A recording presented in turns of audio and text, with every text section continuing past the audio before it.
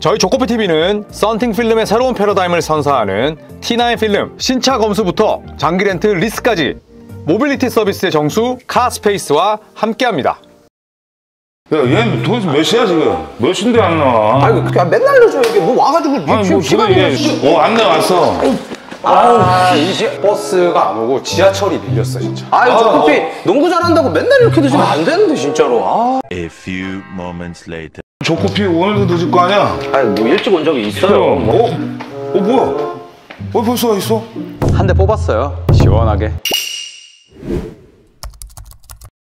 네, 반갑습니다 여러분. 조코피TV 조현일입니다. 자, 오늘은 미러키벅스 그리고 아데토쿤보 형제에 대해서 한번 이야기를 해볼까 합니다. 미러키벅스라는 팀은 뭐 그동안 굉장히 좋은 선수들을 많이 배출했죠. 뭐 오스카 로벌슨도 있었고, 또 초반에 카림 압둘 자바 시절이 아니라 루 엘신더 시절도 있었고요. 그리고 뭐 제가 직접 봤던 미러키의 중흥기는 빅3라고 불렸던 뭐 글렌 러빈슨, 네, 그 다음에 또 뭐 레이 알렌, 그리고 또 그 이후에는 뭐 마이클 레드도 있었고 빈 베이커도 있었고요. 하지만 미러키로 대변되는 이 NBA 팀이 낳은 가장 큰 슈퍼스타는 역시나 야니스 아데토쿤보입니다.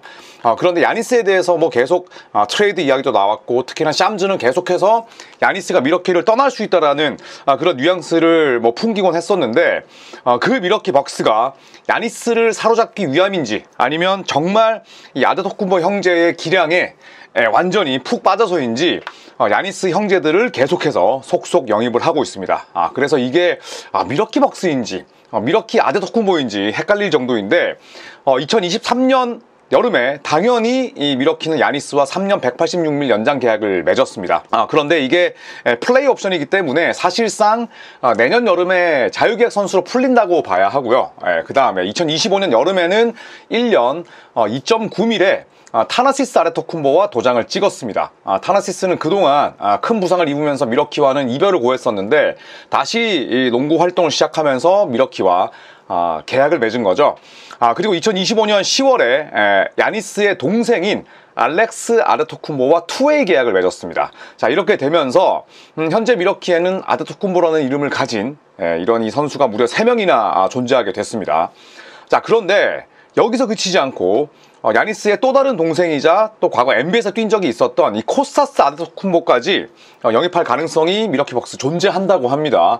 스포츠 배당 사이트 이 프로핏X가 매긴 코스타스 영입 배당률을 살펴보면 영입을 한다가 마이너스 400입니다. 그러니까 정배당이라는 뜻이고요. 영입하지 않을 것이다가 플러스 390이에요. 그래서 영입 확률을 계산해보면 약 80%다. 이렇게 되면 무려 아데토쿤보 4형제가 같은 팀에서 뛰게 되는 거죠. 같은 리그에서 뛰는 것도 쉽지 않은데 형제가 같은 팀에서 뛴다? 이건 대단한 거죠. 과거에 플럼리 3형제가 뛴 적이 있었고요. 그때 메이슨, 그 다음에 또 마샬 플럼리, 또 한 명은 또 이름이 지금 기억이 안 나는데 그 3명. 그 다음에 뭐 예전에는 그 릭 베리 아들도 있었고요. 뭐 존 베리, 그 다음에 드류 베리, 왜 이렇게 한 명이 기억이 안 나냐? 네, 어쨌든 3형제가 한 리그에서 뛴 적은 있지만 같은 팀에서 뛴 적은 없습니다. 자, 그런데 코스타스까지 합류한다면 무려 4형제가 뛰게 되는 거죠. 전무후무할 역대급 사건이 아닐 수가 없겠습니다. 이미 3형제가 같은 팀 소속인 경우도 없었는데 4형제가 된다면 엄청난 일이 되는 거죠. 자, 오프시즌 내내 아까 말씀드렸듯이 지속적으로 야니스 트레이드 가능성이 언급됐었습니다. 그리고 샴즈는 가장 최근 보도에서 성적이 여의치 않을 경우에 성탄절 전후로 미러키와 야니스는 미래를 재검토할 것이다, 이런 보도가 나왔습니다만, 형제들의 합류 덕분에 저는 야니스의 미러키 잔류 가능성은 대단히 높아졌다라고 생각을 합니다. 자, 그리고 샴즈도 야니스의 동생인 이 알렉스 영입에 대해서 이렇게 이야기를 했습니다. 미러키는 야니스가 최대한 편안하게 지낼 수 있도록 최선을 다하고 있다. 알렉스 영입이 그 일환이지만 야니스의 관점에서 보자면 이러한 움직임이 이적 여부 결정과는 별개일 것이다, 이렇게 이야기를 했습니다. 하지만 저는 별개일 수가 없을 거라고 생각을 하고요. 야니스가 뭐 미러키 벅스를 떠난다고 본인 입으로 말한 적은 없지만 또 슬슬 냄새는 좀 풍기고 있잖아요. 그렇다면 저는 이번 이 알렉스 영입, 또 타나시스와의 계약은 벅스에게나 야니스에게나 서로 잔류에 대한 메시지를 서로 주고받는 그런 종류의 영입이 아닌가, 이런 생각이 듭니다. 자, 야니스는 미러키에 대해서 늘 이야기했습니다. 나는 충성심이 강한 사람이다. 미러키는 내게 모든 것을 줬고 나와 가족의 삶을 바꿔놨다. 벅스와 함께 또 한 번 우승에 도전하고 싶다. 일단 이렇게 인터뷰를 했습니다. 자, 그렇다면 뭐 숫자 프로필로 보는 쿤보 형제를 소개해 드리도록 하겠습니다. 야니스야 워낙 유명한 선수고 이 타나시스는 1992년생입니다. 그러니까 야니스보다 3살 많은 형이고요. 2014년 드래프트 2라운드 51순위로 뉴욕 닉스의 지명을 받았죠. 네, 그러니까 야니스가 영입되기 전에 이미 타나시스는 본인 힘으로 드래프트가 된 선수입니다. 그것만큼은 뭐 당연히 또 우리는 높이 평가를 해야죠. 동생 덕분에 NBA에 온 게 아니라 그 전에도 타나시스는 이미 NBA의 소속이었죠. 그래서 그런 부분에서는 좀 다르다고 볼 수가 있겠고, 그리고 NBA 6시즌 뛰는 동안 198경기 뛰었습니다. 7.7분 동안 2.4득점, 1.6리바운드, 0.6어시스트를 기록을 했고요. 그리고 필드골 50.9%, 3점에는 뭐 재능이 딱히 없는 선수였습니다. 그리고 신장도 뭐 어디에서 198, 어디에서는 2m1이라고 하는데 어쨌든 6피트 6인치와 6피트 7인치 사이예요. 그렇기 때문에 동생인 야니스보다는 훨씬 신체 조건은 좋지 않다, 이렇게 말씀을 드릴 수가 있겠습니다. 자, 그리고 이번에 밀워키가 투웨이 계약을 맺은 알렉스 아데토쿤보는 2001년생입니다. 그러니까 야니스보다는 6살 동생이고요. 그리고 뒤에 소개할 코스타스보다는 4살 동생입니다. 2m 3cm에 97kg이니까 뭐 신체 조건이 타나시스보다는 좋죠. 네, 그리고 2021년에 드래프트 신청서를 냈습니다만 드래프트 되지 못했습니다. 그리고 그 이후에 뭐 지속적으로 NBA의 문을 두들겼지만 NBA 경력은 아직까지 없습니다. 다만 2025-26 시즌을 통해서 NBA 데뷔전을 치를 가능성은 대단히 높죠. 자, 그리고 아직까지 계약을 맺진 않았지만 밀워키 벅스 유니폼을 입을 가능성이 점쳐지고 있는 이 코스타스는 NBA 경력자죠. 어느덧 1997년생이 됐습니다. 이제 유망주라고 부르기에는 나이가 제법 찼죠. 2m 8cm 91kg이니까 야니스를 제외한 쿤보 형제 가운데서는 가장 신체 조건이 좋습니다.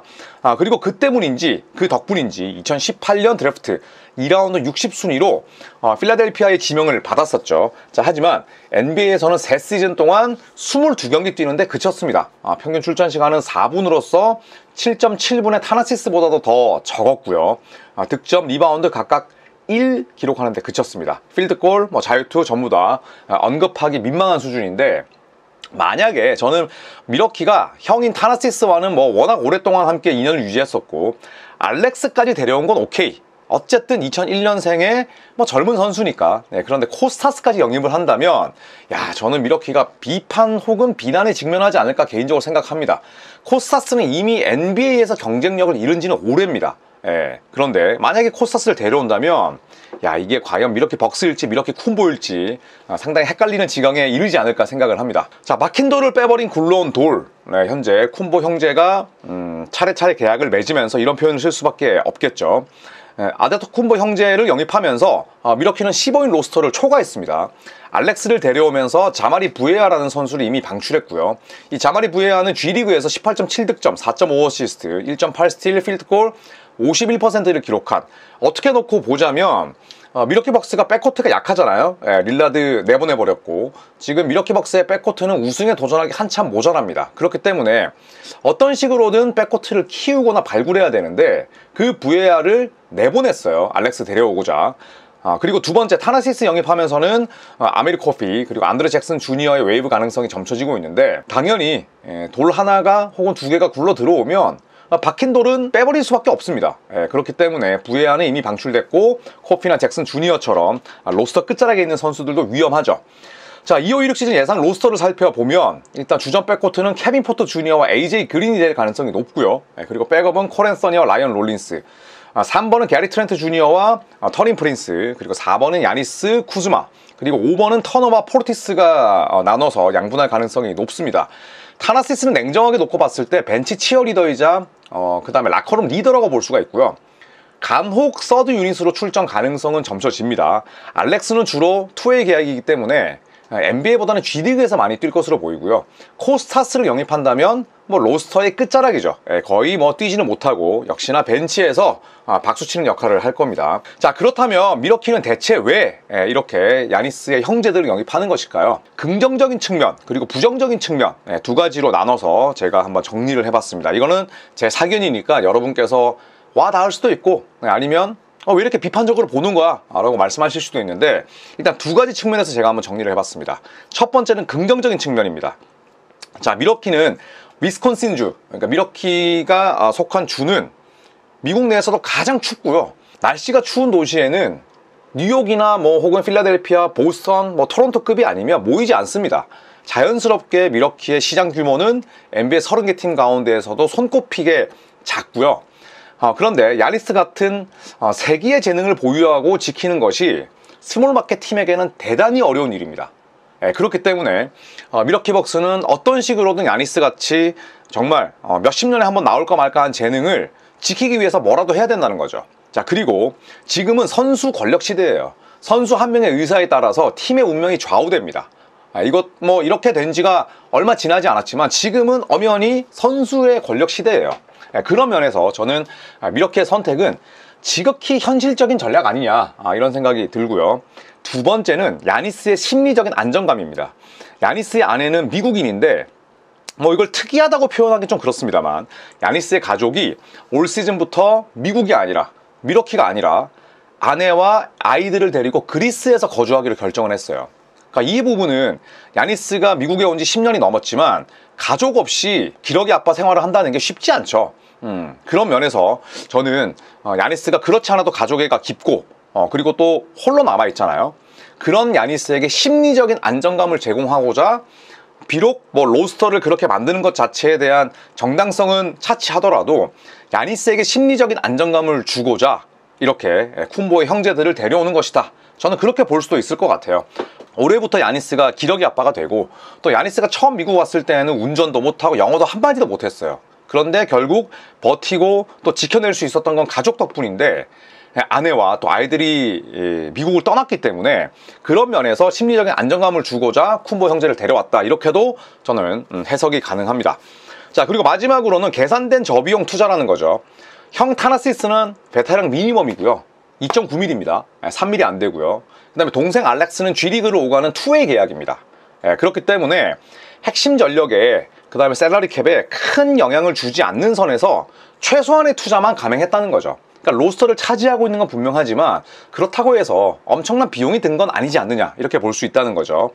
자, 그러면서 슈퍼스타에게 최고의 만족감을 주는 영리한 기회비용이다, 저는 그렇게 볼 수도 있을 것 같아요. 만약에 뭐 타나시스를 데려왔는데 뭐 2년에 30밀, 3년에 뭐 40밀, 뭐 이런 금액이 아니기 때문에 영리하게 기회비용을 쓴 것이다, 이렇게 볼 수는 있겠죠.